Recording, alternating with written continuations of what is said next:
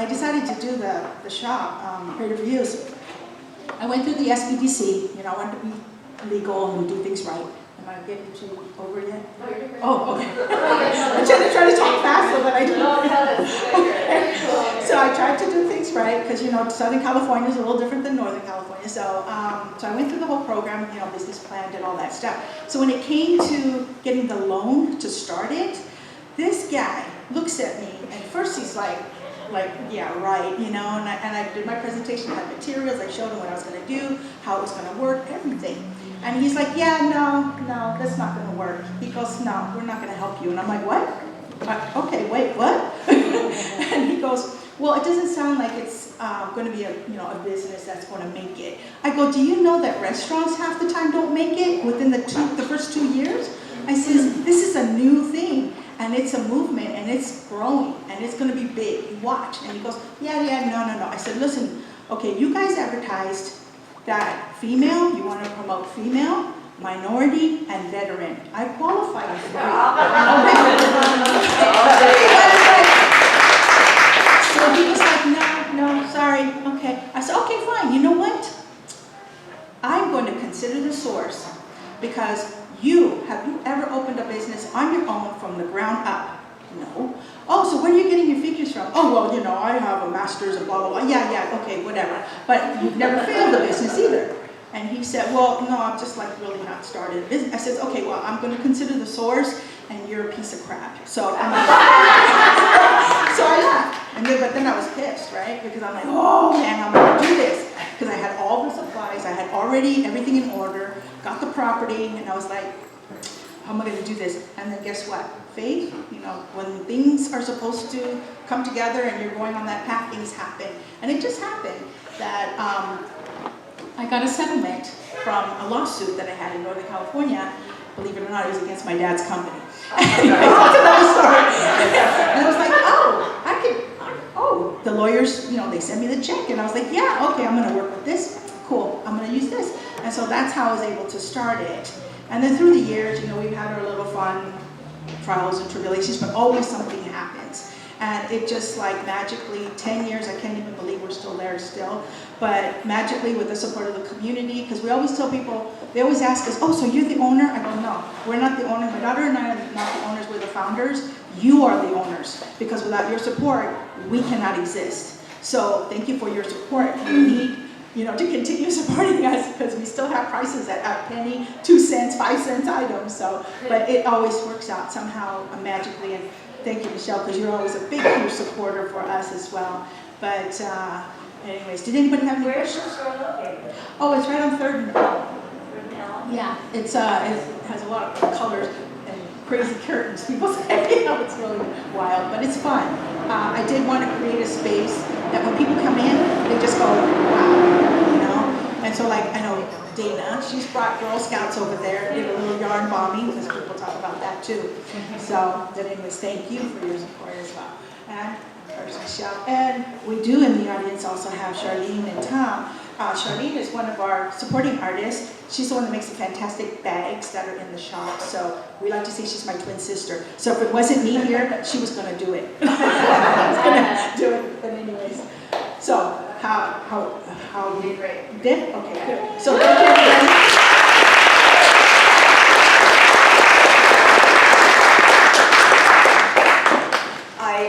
I didn't mention this before, but one of the reasons I really respect these 4 women is because they all speak the truth.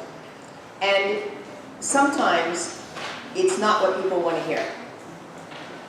And they're all okay with that. And I think that's what keeps a lot of women and people from speaking the truth, because they're afraid of upset. And so I want to tell you about this next woman. She can tell you the worst news possible in the most graceful fashion. Mom! She is always poised and elegant, even when you are about to get your ass kicked. And I know her children know that. I think our community knows that. And I want to tell you, I've seen her in court.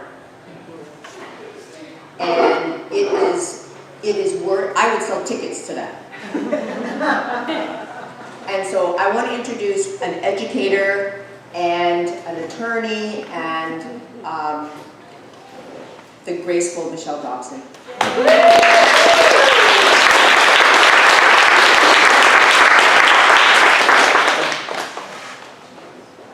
So this is my first time doing this, and I get the pleasure tonight of not telling my own story, but I'm telling the stories of some women who really gracefully, when I said, I'm going to try something new, I'm going to take something off my bucket list, I'm going to try to grow a little bit.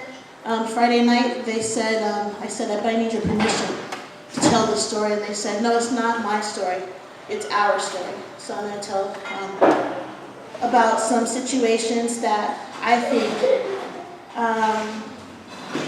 you can find your own meaning in each one of these stories, but I hope that what it's going to motivate you to do is when your phone rings and it's like the 20th call from that person, and those phone calls are just sobbing and eternal, and they seem despondent, and they're not even really making sense, and you want to swipe.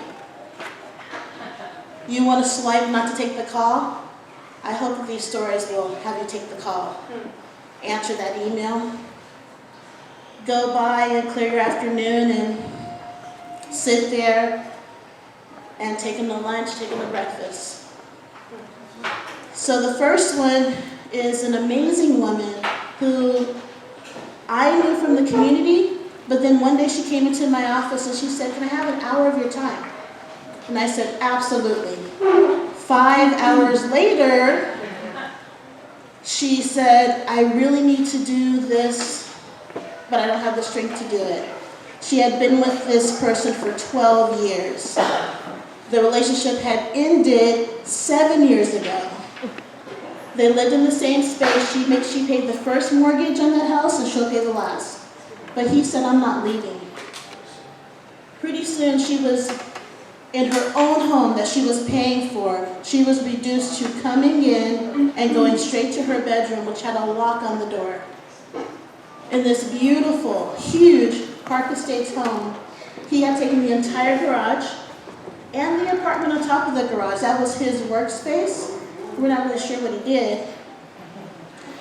And in the house, he preferred to be in the living room, so she wasn't able to be in the living room of her own home because the relationship was long over. But he said, I'll leave, but I have some equity here in the house that I've never paid for. I'm not on title. She paid the first mortgage payment and she will pay the last.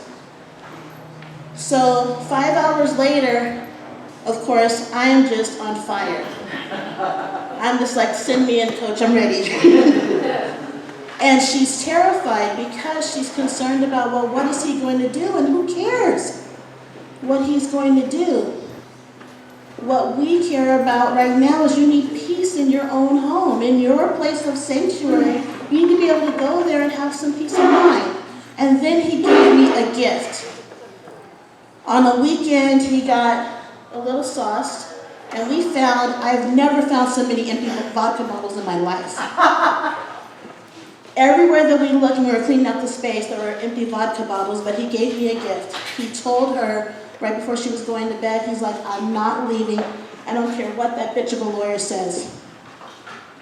I'll burn this house down with both of us in it. And I thought, yes. Yes. Monday morning, restraining order, love don't live here anymore. You're gone. You're gone. So as the moving truck pulls up, she's terrified. She's on the phone with me, and he comes up because he's had her number, he thinks, for 12 years. And he grabs her hand, and he's like, just sit with me and talk with me for a second. And she's calling, she's like, what do I do? And I said, if you stop those movers, I'll do it myself. I'll take you on myself. So the moving van, I said, you just let him keep going. If you want me to come there, I'll come there, but I really think you need to do this on your own.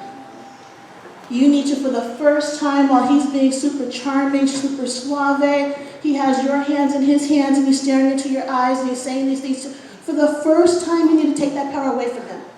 Let him know that it doesn't work. So he's trying everything possible. She's on and off the phone with me. The movers just keep moving and that truck starts up. And when the truck starts up, he goes from Mr. Charming, obviously, to Mr. I'm cursing you out on the street and you aren't this and you aren't that and demeaning her. And I was like, I don't care. Just let the truck keep moving. Let the truck keep moving.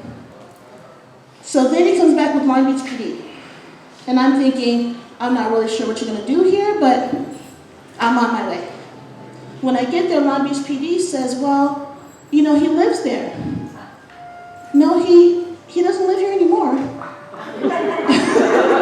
And I'm going to tell you why. Here's the restraining order. Here's her grant deed. He doesn't live here anymore. So take him back there to get his guns and his rifles. You can take possession of them or I will, but he doesn't live here anymore. So then he thinks he's going to punish her. I'm not going to pay for that storage. The storage that has your stuff in it. So she calls me up and she's really upset. She's like, he's so mad. Who cares? He doesn't live there anymore.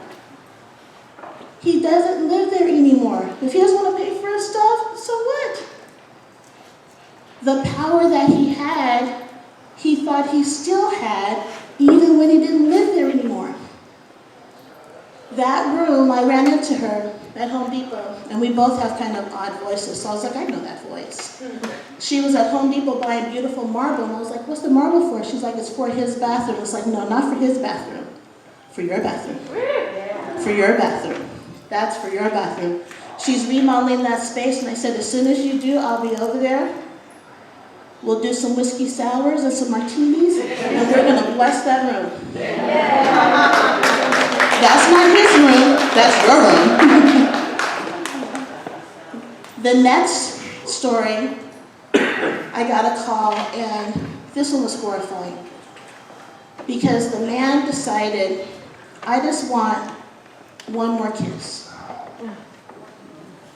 So the answer was no. He keeps going, just one more. One last one. I know we're done, but just one last time. He keeps following her. He pins her down in her car. She's looking up at the business that she built and can't get him off of her.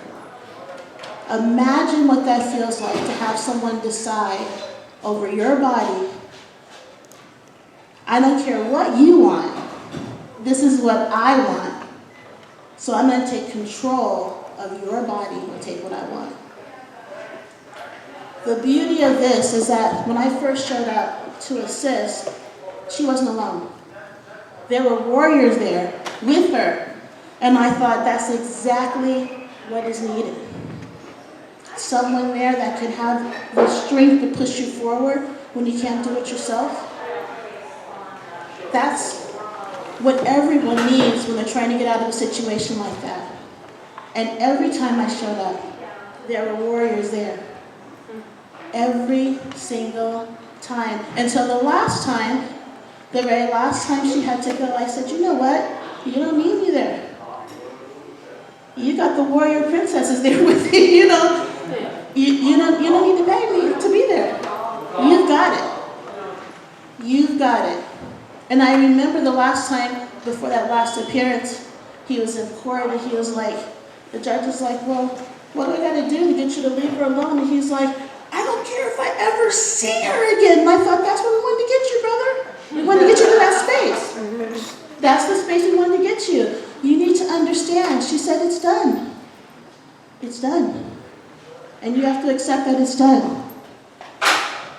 The final woman, and this was kind of a tough one, because she was with, it was 12 years seems to be the mark, with someone for 12 years. After they got married, and they were married for about 18 months of the 12 years, she went back to school. Then he changed his mind. When he changed his mind, he told her, I'm not filing for divorce. He did. Nothing's going on in court. He had her in default on the divorce, and he was going to get everything. First, he stopped paying her cell phone bill, so then the cell phone got cut off.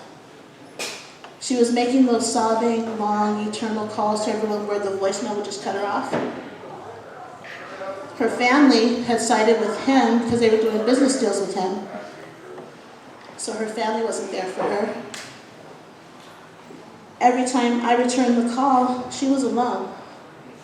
What he told her to do is he said, if you want to go somewhere, give me a call. I'll order Uber to take you where you need to go.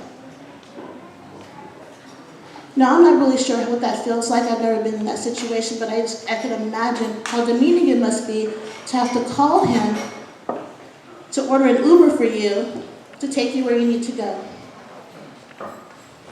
The only thing he left on in the house was the internet, so she started calling everybody through Google Voice. Finally, I said, let's just go see, look up the case number, let's just go see what's going on. So I show up, and she's inconsolable. Obviously, she didn't know the divorce was going on. She didn't know that she was in default. He had been lying to her the whole time, and what's worse, and to me this is what's worse, is that he would go back periodically and sleep with her.